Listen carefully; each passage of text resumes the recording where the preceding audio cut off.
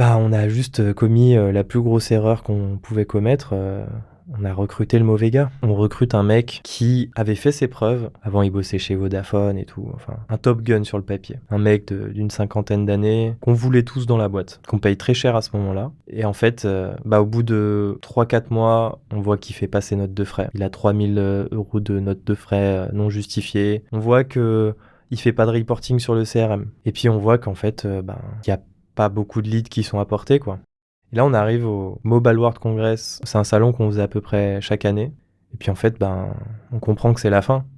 Et, il n'est pas du tout investi. On a bloqué la carte de la boîte qu'il utilisait parce qu'il faisait pas de notes de frais. On lui demande à ce moment-là de remplir déjà toutes les notes de frais en retard avant de pouvoir dépenser à nouveau de l'argent. Il pète un câble. Et puis il vient au salon à moitié ivre avec une bière à la main.